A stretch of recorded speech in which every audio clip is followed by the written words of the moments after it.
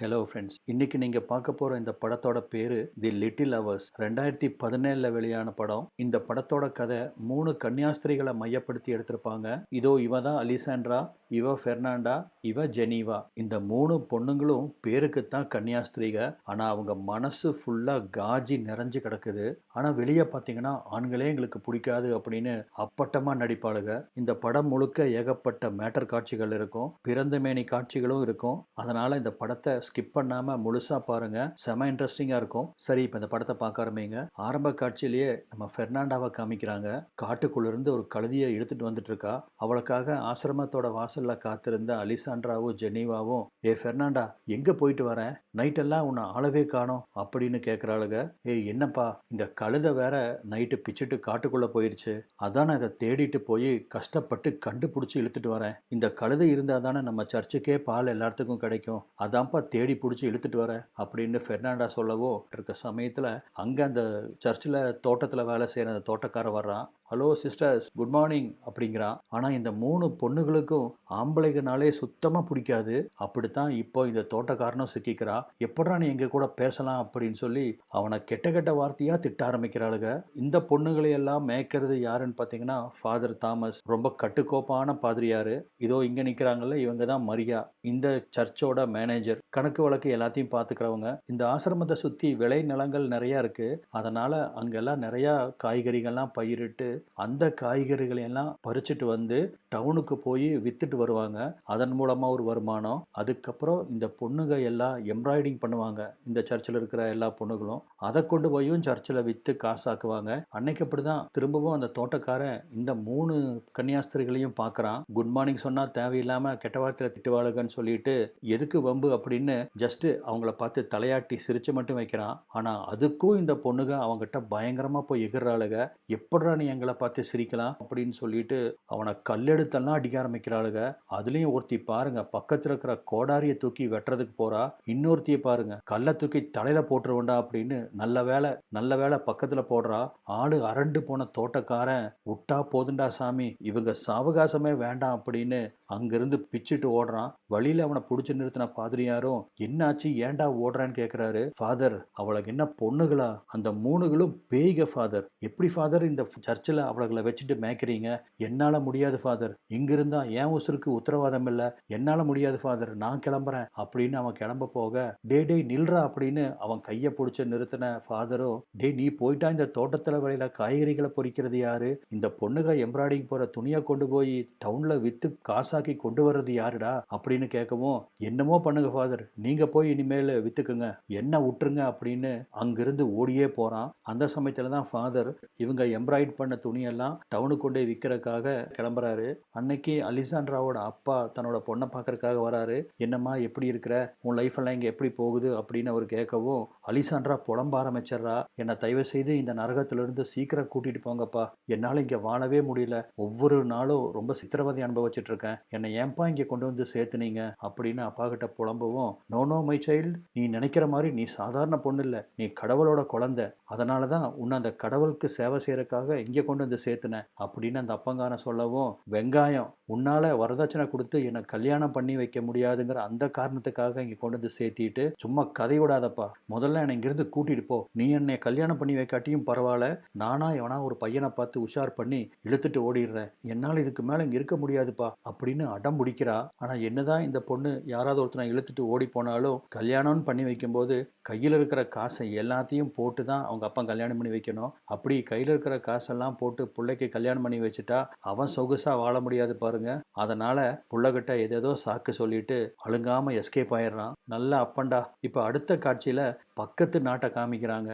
அங்க ஒரு குறுநில மன்னன் அவன் உட்காந்து சாப்பிட்டுட்டு இருக்கான். அவனுக்கு எதிர அவன் பொண்டாட்டி உட்காந்து சாப்பிட்டுட்டு இருக்க, இவங்களுக்கு ஒரு வேலைக்காரன் சாப்பாடு பரிமாறுறான். அவன் தான் நம்ம படத்தோட ஹீரோ.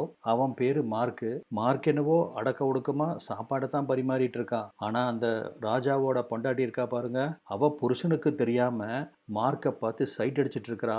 அவனை பார்த்து கஞ்சாட காமிக்கிறது, மேட்ரு பண்ணலாமா அப்படின்னு கண்ணியே கேட்கறதுன்னு ஏகப்பட்ட சில்மிஷ வேலைகள் பண்ணிட்டு இருக்கிறா. அன்னைக்கு நைட் ஆகுது.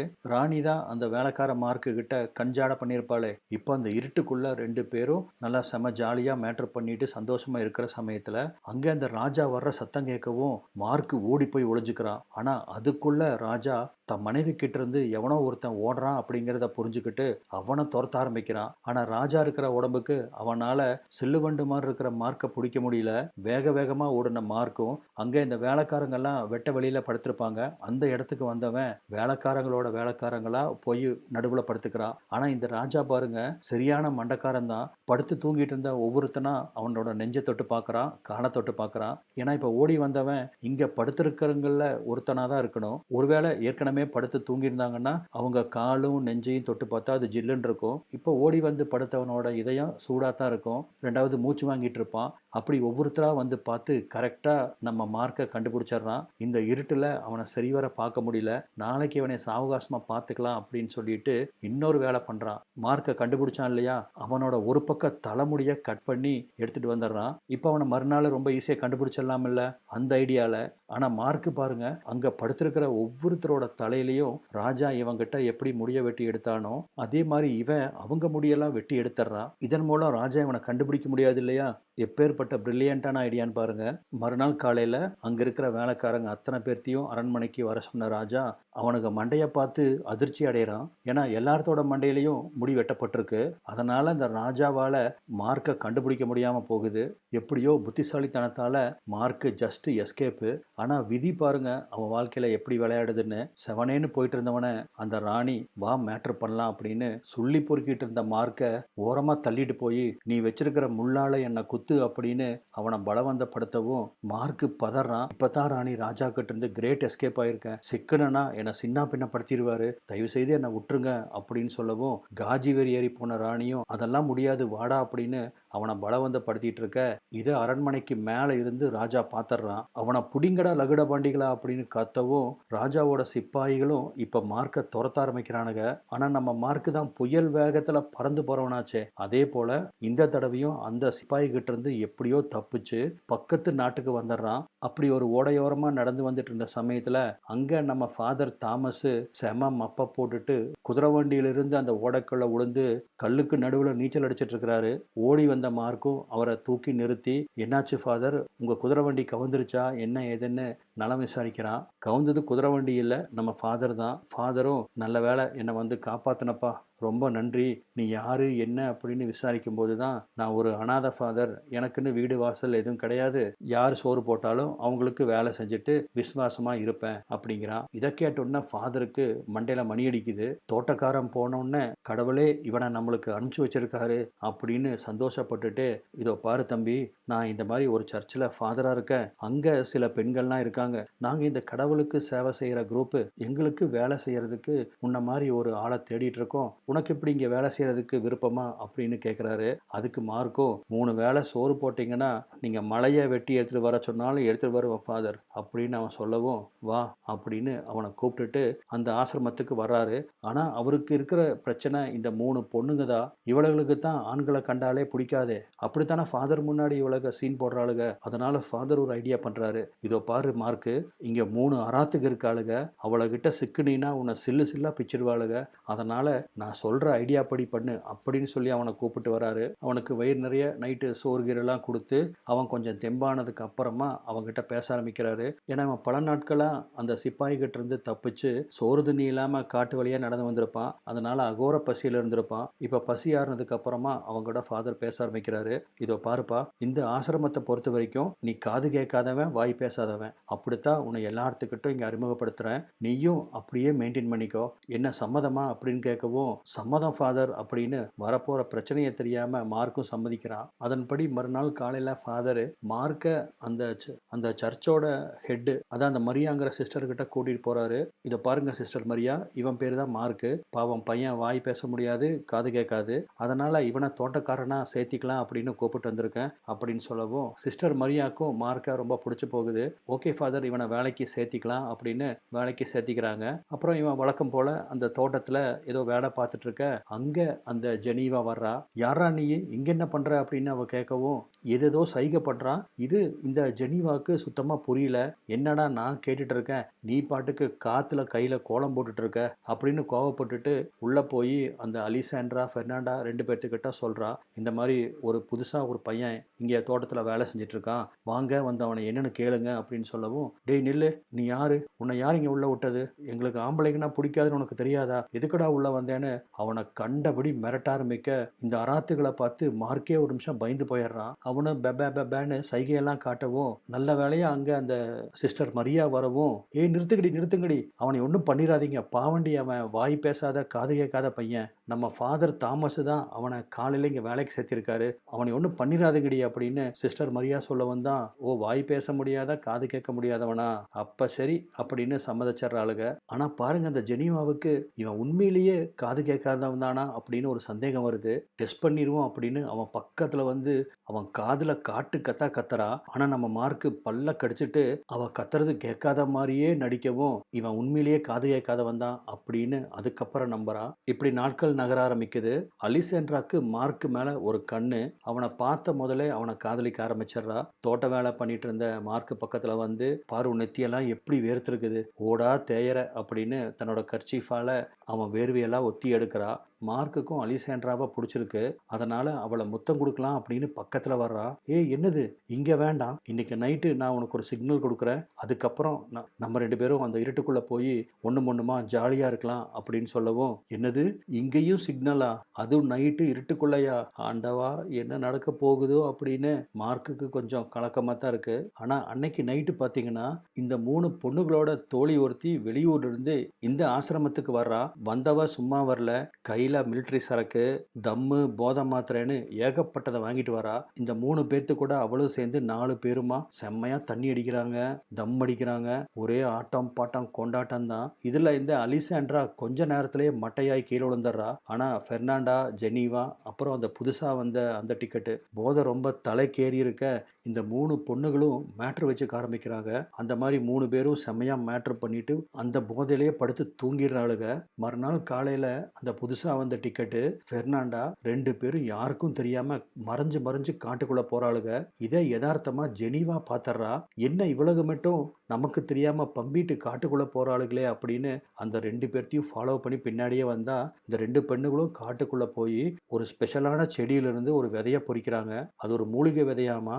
அந்த விதைய தண்ணியில போட்டு நல்லா காய்ச்சி கஷாயமாக்கி அதை 2 சொட்டு கண்ணுக்குள்ள விட்டுட்டு, இப்படி இந்த மூலிகையை கண்ணுக்குள்ள விட்டுட்டா இவங்க கண்ணை பார்க்குற எந்த ஆணா இருந்தாலும் இவங்களோட ஆசைக்கு கட்டுப்பட்டு அப்படியே பொம்மை மாதிரி இருப்பான். அதனால அவனை என்னென்ன பண்ணணுமோ இவங்க அதெல்லாம் பண்ணிக்கலாம். அந்த ஐடியால இப்ப மார்க்கு தங்கியிருக்கிற அந்த குடிசைக்கு வராளுக. அதுக்கப்புறம் இவன் முகத்தை அவன் பார்க்கவும், இவன் வசியத்தால ஈர்க்கப்பட்ட அந்த மார்க்கை 2 பேரும் மாத்தி மாத்தி பயங்கரமா கற்பழிக்கிறாளுக. அவன் கூட ரொம்ப நேரமா மாத்தி மாத்தி உல்லாசமா இருக்க ஆரம்பிக்கிறாங்க. அவனோட விருப்பம் இல்லாம பலவந்தமா பண்றாளுக. இது எல்லாத்தையும் இவங்களை ஃபாலோ பண்ணிட்டு வந்த ஜெனீவா பாத்தர்றா. இப்ப மேட்டர் எல்லாம் முடிச்சுட்டு இந்த 2 பொண்ணுகளும் வெளியே வராளுக. வெளியே வந்தோடனே ஜெனீவா இவங்களை பார்த்து ஓடி வர்றா. என்னடி நீங்க 2 பேரும் அந்த குடிசைக்குள்ள போய் என்னடி பண்ணுனீங்க அப்படின்னு ஜெனீவா கேட்கவும், அந்த புதுசா வந்திருக்க அந்த டிக்கெட்டும் இந்த மாதிரி இந்த மூலிகை சமாச்சாரத்தை எல்லாத்தையும் ஜெனீவா கிட்ட சொல்ல, இதை கேட்டு ஜெனீவா ரொம்ப சந்தோஷப்படுறா. ஆனா அதே சமயத்துல என்னை விட்டுட்டு நீங்க மட்டும் போய் அனுபவிச்சுட்டு வந்துட்டீங்களே அப்படின்னு அவங்க மேல கோவிச்சுக்கவும் செய்றா. ஆனாலும் இப்பதான் நம்மளுக்கு ரகசியம் தெரிஞ்சு போச்சே, நம்ம ஒரு நாள் இவங்களுக்கு தெரியாம இந்த தோட்டக்காரனை வசியம் பண்ணி அனுபவிக்கணும் அப்படின்னு முடிவு பண்றா. இந்த சீன்ல பாத்தீங்கன்னா, அலிசாண்ட்ராவோட ரூமுக்கு ஜன்னல் வழியா எகிரி குதிச்சு மார்க் உள்ள வர்றான். அவன் வரவுக்காக காத்திருந்த அலிசாண்ட்ரா 2 பேரும் அங்கேயே கட்டில்ல படுத்து வேக வேகமா மேட்டர் பண்ண ஆரம்பிக்கிறாங்க. அவங்க மேட்டரோட உச்சத்துல இருக்கிற சமயத்துல திடீர்னு கதவை ஓபன் பண்ணிட்டு உள்ள யாரோ வராங்க. வந்தது பாத்தீங்கன்னா அந்த சர்ச்சில் இருக்கிற ஒரு வயசான கன்னியாஸ்திரி. வந்தவங்க இவங்க 2 பேர்த்தையும் கவனிக்காம நேரா உள்ளுக்குள்ள போய் உட்கார்ந்து அவங்க பாட்டுக்கு எம்ப்ராய்டரி வேலையை ஆரம்பிக்கிறாங்க. அலிசாண்ட்ரா அவங்கள கவனிக்காம கலவையில ரொம்ப மும்முரமா இருந்த சமயத்துல மார்க் அவங்கள பாத்துறான். எங்க பாரு யாரோ உள்ள வந்துட்டாங்க அப்படின்னு சொல்லவும், இதை கேட்ட அலிசாண்ட்ரா அடிச்சு புடிச்சு அவங்ககிட்ட இருந்து விலகி போக மார்க் கட்லுக்கடிய போய் ஒளிஞ்சுக்கிறான். கரெக்டா இந்த டைம்ல இந்த சர்ச்சோட இன்ஸ்பெக்ஷனுக்காக இந்த இவங்களுக்கெல்லாம் ஹெட் ஒருத்தர் இருப்பார் இல்லையா, அவரை பிஷப்னு சொல்லுவாங்க, அவரு வந்து இன்ஸ்பெக்ஷனுக்காக வராரு. எப்படி சர்ச்சில் கணக்கு வழக்கெல்லாம் கரெக்டாக வச்சிருக்கானுங்களா, இல்லை ஏதாவது கோல்மால் பண்ணுறானுங்களா, அப்படி இன்ஸ்பெக்ஷன் பண்ணுறதுக்காக சொல்லாமல் கொள்ளாமல் இந்த சர்ச்சுக்கு அவர் இன்னைக்கு இப்போ வந்திருக்காரு. அவரை வரவேற்ற மரியாவும் நம்ம ஃபாதரும் ஒவ்வொரு ரூமாக கொண்டு போய் காட்டுறாங்க. எல்லாத்தையும் முடிச்சுட்டு ஃபைனலாக நம்ம மரியா சிஸ்டர் அந்த பிஷப்பை அலிசாண்ட்ராவோட ரூமுக்கு கூட்டிட்டு வரா. இதோ பாருங்க பிஷப், இவ தான் அலிசாண்ட்ரா, நம்ம ஆசிரமத்திலேயே ரொம்ப தங்கமான பொண்ணு, ஒழுக்கமான பொண்ணு, ரொம்ப திறமையான பொண்ணு. பாருங்க இதெல்லாம் இவ போட்டா எம்ப்ராய்டரி தான், அப்படி இப்படின்னு அவளை பற்றி ரொம்ப புகழ்ந்து பேசுகிறா. அதை பார்த்து அந்த பிஷப்பும் ரொம்ப இம்ப்ரெஸ் ஆயிடுறாரு. அப்படிப்பட்ட அந்த நல்ல பொண்ணு தான் அவளோட பாய் ஃப்ரெண்டை கட்டிலக்கடியை ஒளிச்சு வச்சிருக்கா. சில நாட்கள் நகர்ந்து போகுது. ஜெனீவாக்கு எப்படியாவது தோட்டக்கார மார்க்கை இன்னைக்கு மேட்டர் பண்ணிடணும் அப்படின்னு முடிவெடுக்கிறா. அதுக்கான சரியான சந்தர்ப்பம் அமைய டவுன்ல இருந்து வந்த இவ தோழி சொல்லி கொடுத்த மாதிரி அந்த காயை பறிச்சுட்டு வந்து அதுல இருந்து சாறு எடுக்கிறா. அது வந்து 2 சொட்டு தான் கண்ணில் விடணும். அது தெரியாம இவ என்ன பண்றானா அந்த சாரை வந்து அப்படியே முடக்குன்னு குடிச்சிடுறா.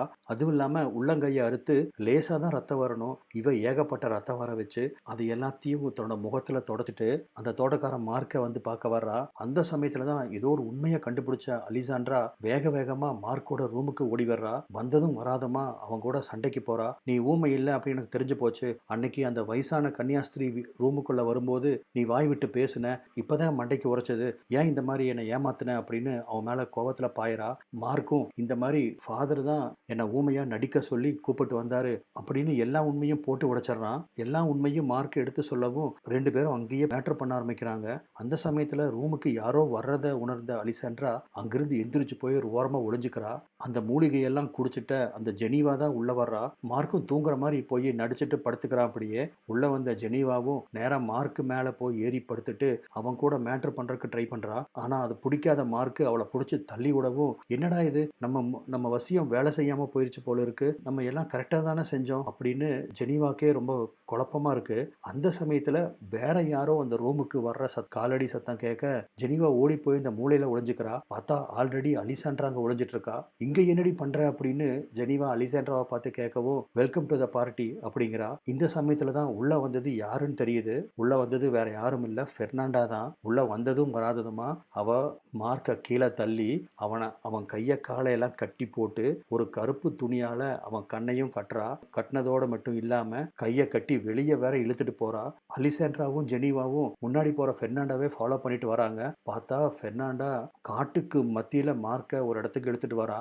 அங்க பாத்தீங்கன்னா பெரிய தீ எரிஞ்சிட்டு இருக்கு. அந்த தீய சுத்தியும் ஏகப்பட்ட பெண்கள் நிர்வாணமா டான்ஸ் ஆடிட்டு இருக்காளுங்க. மார்க்க கட்டி இழுத்துட்டு வர பெர்னாண்டாவை பார்த்த உடனே சாத்தான் வந்துருச்சு வாங்க அப்படின்னு சொல்லி மார்க்க கீழே தள்ளி அவன் மேல ஒவ்வொரு பொண்ணுகளா ஏறி அவன் கூட கலவையில ஈடுபட ஆரம்பிக்கிறாங்க. இப்படி ஒவ்வொரு பொண்ணுகளா அவன் மேல ஏறி கலவையில ஈடுபட்டு அவனோட விந்து அவங்களோட கர்ப்பப்பைக்குள்ள போய் அது ஒரு கருவா உருவாகும். இதுக்கு ஏதோ ஒரு சாத்தான் சம்பவம் அப்படின்னு அவங்க பேர் வேற வச்சுக்கிறாளுங்க. எல்லா பொண்ணுகளும் அவனை வேட்டையாடி முடிச்சதுக்கு அப்புறம் அவனை வந்து அந்த சாத்தானுக்கு பலி கொடுக்க போறாங்க. இதுதான் இந்த சடங்கு. இதை பார்த்து அதிர்ச்சியான அலிசாண்ட்ராவும் ஜெனீவாவும் பெர்னாண்டாக்கு பைத்தியம் தான் பிடிச்சிருக்கு அப்படின்னு சொல்லி கட்டி போடப்பட்டிருக்கிற மார்க்க அவன் கட்டாவத்து அந்த முரட்டு கூட்டத்துக்கிட்ட இருந்து எப்படியோ காப்பாத்தி கூட்டிட்டு வராங்க. இந்த ஜெனீவா வேற அளவுக்கு அதிகமா அந்த போதை வஸ்துவை குடிச்சிருப்பாள்ல, அதனால போதை தலைக்கேறி போக சர்ச்சுக்கு வந்ததும் போய் எல்லாத்தோட கதவையும் தட்டி எழுப்புறா. குறிப்பா அந்த பிஷப் ஒருத்தர் இன்ஸ்பெக்ஷனுக்கு வந்திருப்பார் இல்லையா, அவரோட கதவை போய் தட்டுன்னு தட்டுறா. பிஷப் வெளியே வாங்க, இந்த சர்ச்சில் என்னென்னமோ தப்பு நடக்குது, நீங்க வெளியே வந்தாதான் எல்லாத்தையும் கண்டுபிடிக்க முடியும், வெளியே வாங்க அப்படின்னு போதை தலைக்கேறி அவரோட கதவை தட்ட நல்லா தூங்கிட்டு இருந்த பிஷப்பும் தூக்க கலக்கத்துல வந்து கதவை திறக்கிறாரு. என்னமா உன் பிரச்சனை, ஏன் தூக்கத்தை டிஸ்டர்ப் பண்ற அப்படின்னு அவர் கேட்கவும், ஃபாதர் எல்லாரும் உங்ககிட்ட பொய் சொல்றாங்க, உங்களுக்கு உண்மையை நான் உணர வைக்கிறேன் அப்படின்னு சொல்லிட்டு, சரிம்மா பதறாத, நான் எல்லாத்தையும் விசாரிக்கிறேன், என் கூட அமைதியா வா அப்படின்னு சொல்லிட்டு நேரா அந்த மரியா சிஸ்டர் இருக்காங்க இல்லையா, அவங்க ரூம் கதவை வந்து தட்டுறாரு. மரியா மேடம் கொஞ்சம் வெளியே வாங்க, இங்க முக்கியமான பிரச்சனை ஓடிட்டு இருக்குது, கொஞ்சம் என்னன்னு வந்து கேளுங்க அப்படின்னு அவர் சொல்றாரு. இதோ வந்துட்ட ஃபாதர் அப்படின்னு சொல்லிட்டு மரியா சிஸ்டரும் வெளியே வராங்க. வழக்கமா ஆண்களை பார்த்தோன்னே அவங்க தலைக்கு அந்த ஸ்கார்ஃப் கட்டணும். ஆனா அவசரத்துல மரியா ஸ்கார்ஃப்னு நினைச்சிட்டு ஆண்களோட பேண்ட்டை தூக்கி தலைக்கு மாட்டிட்டு வந்திருக்காங்க. என்னாச்சு பிஷப், ஏன் இந்நேரத்துல இவ்வளவு கூட்டம், இங்க என்ன பிரச்சனை அப்படின்னு கேட்கறாங்க. மரியாவை பார்த்து அந்த பிஷப்பும் அதிர்ச்சி அடைகிறாரு. அது என்ன தலையில அப்படின்னு கேட்கிறாரு. மரியா வெளியே வர்ற அவசரத்துல ஸ்கார்ஃபுக்கு பதிலா ஆண்கள் போடுற பேண்ட்டை தூக்கி தலைக்கு மாட்டிட்டு வந்திருப்பா. அதையே அவர் கவனிச்சிட்டாரு. "உன் ரூம்ல எப்படி ஆண்களோட பேண்ட் வரும்?" அப்படின்னு கேட்கவும், வேற வழி இல்லாம மாட்டிட்டோம்டா அப்படின்னு மரியாவோட ரூமுக்குள்ள இருந்து ஃபாதர் தாமஸ் வெளியே வர, "அட கொலகார பாவிகளா! தப்ப தடுக்க வேண்டிய நீங்களே தப்பு பண்ணிட்டு இருந்தா தப்ப யாருடா தட்டி கேட்கறது?" அப்படின்னு பிஷப் செம்ம டென்ஷன் ஆகுறாரு. மறுநாள் காலையில எல்லாத்தையும் வர சொல்லி புடிச்சு எல்லாத்தையும் பிளாஸ்டுக்கு மேல பிளாஸ்ட் பண்றாரு. உடனே மத்தவங்க எல்லாரும் மண்டி போட்டு, "ஃபாதர், நாங்க பண்ணுனதெல்லாம் தப்பு தான். இனிமேல் இந்த தவறு நடக்காது." பிஷப் கிட்ட எல்லாரும் பாவ மன்னிப்பு வாங்கிக்கிறாங்க. ஆனா பிஷப் ஃபாதர் தாமஸை மட்டும் மன்னிக்க தயாரா இல்ல. அதனால உனக்கு தண்டனையா ஆண்கள் மட்டுமே இருக்கிற சர்ச்சுக்கு உன்னை டிரான்ஸ்ஃபர் பண்றேன் அப்படின்னு சொல்லி அவரை வேற ஒரு சர்ச்சுக்கு டிரான்ஸ்ஃபர் பண்றாரு. மார்க்க பத்தின உண்மையும் இப்ப அந்த பிஷப்புக்கு தெரிய வர, இதுக்கு மேல நீ இங்க இருக்கக்கூடாது அப்படின்னு சொல்லி அவனை கைது பண்ணி சர்ச் ஆளுங்க மூலமா அந்த பக்கத்து ராஜ்யத்துக்கு கொண்டு வந்து விட சொல்லிடுறாரு. அவங்களும் அவனை கொண்டு வந்து அந்த ராஜா கிட்ட ஒப்படைக்கவும், "என்ன தைரியம் இருந்தா என் கண்ணிலேயே விரல விட்டு ஆட்டியிருப்ப. நீ செஞ்ச தப்புக்கு நாளைக்கு காலையில முதல் வேலையா உனக்கு மரண தண்டனை" அப்படின்னு சொல்லிட்டு ராஜா போறான். அதே சமயத்துல இங்க இந்த 3 பொண்ணுகளும் மார்க்க நினைச்சு ரொம்ப வருத்தப்படுறாங்க. அந்த சமயத்துல தான் அலிசாண்ட்ராவும் மார்க்க தான் மனசார காதலிக்கிறதாகவும் மார்க்கும் தன்னை காதலிக்கிறதாகவும் சொல்றா. எப்படி மார்க் அங்க ஜெயில்ல இருக்கானோ அதே போலதான் நம்மளும் இங்க ஒரு ஜெயில்ல இருக்கோம். இதுக்கு மேல இந்த ஜெயில்ல நம்ம வாழ்க்கையை தொடர வேண்டாம். நம்ம 3 பேர் இங்கிருந்து தப்பிச்சு போய் முதல் வேலையா அலிசாண்ட்ராவுக்கும் மார்க்கும் கல்யாணத்தை பண்றோம். அதுக்கப்புறமா நமக்கு பிடிச்ச மாதிரி வேற ஆண்களை பார்த்து கல்யாணம் பண்ணி அந்த கல்யாண வாழ்க்கையை நம்ம அனுபவிக்க போறோம் அப்படின்னு முடிவெடுத்து நைட்டோட நைட்டா அந்த பக்கத்து ராஜ்யத்துக்கு வந்து சேர்றாங்க. இந்த தூக்கு தண்டனை கைதிக்காக 2 காவலாளிகளை அந்த அரசர் விட்டுட்டு போயிருப்பான். அந்த காவலாளிகளை மயக்கி எப்படியோ டைவர்ட் பண்ணி கைதியா அடப்பட்டு கிடந்த மார்க்க 3 பேருமா சேர்ந்து காப்பாத்திடுறாங்க. அந்த சமயத்துல நைட்ல அந்த சர்ச்சோட கழுதியை இழுத்தபடி அந்த மரியா சிஸ்டர் வெளிவராங்க. யாரும் தன்னை பாத்திரக்கூடாது அப்படின்னு பயத்தோட ஒளிஞ்சு ஒளிஞ்சு வராங்க. அப்ப தூரத்துல பாத்தீங்கன்னா ஃபாதர் தாமஸ் நின்னுட்டு இருக்க. தாமஸை பார்த்த உடனே மரியா அவர் பக்கத்துல ஓடி வந்து, "ஃபாதர், ஃபாதர், நான் அந்த சர்ச்சோட கழுதியை திருடிட்டு வந்துட்டேன். இந்த கழுதை கறக்கிற பாலை வித்து நம்ம 2 பேரும் நம்ம வாழ்க்கையை ஆரம்பிக்கலாம். நீங்க இல்லாம இந்த சர்ச்சில் என்னால ஒரு நிமிஷம் கூட நகர்த்த முடியல" அப்படின்னு சொல்லி ஃபாதரை கட்டி பிடிச்சுக்கிறாங்க. இதோட இந்த படமும் முடியுது. காதலுக்கு முன்னாடி கடவுள் பக்தியே தோத்து போயிரும் அப்படிங்கிற ஒரு மெசேஜை ரொம்ப எராட்டிக்கா சொல்லியிருக்காங்க. இதோட இந்த படமும் முடியுது. உங்களுக்கு இந்த படம் பிடிச்சிருக்கும்னு நம்புறேன். நம்ம சேனலை இன்னும் சப்ஸ்கிரைப் பண்ணாம பார்த்துட்டு இருக்க நண்பர்கள் சப்ஸ்கிரைப் பண்ணி அந்த பெல் பட்டன் ஐக்கானை கிளிக் பண்ணி வச்சுக்கோங்க. அப்பதான் இந்த மாதிரி வித்தியாசமான படங்கள் நான் போடும்போது உங்களுக்கு நோட்டிஃபிகேஷன் வரும். என்னோட தமிழ் விளக்கம் பிடிச்சிருந்தது அப்படின்னா இந்த வீடியோக்கு ஒரு லைக் கொடுக்க மறக்காதீங்க. மீண்டும் வேற ஒரு பதிவில் சந்திக்கலாம். நன்றி.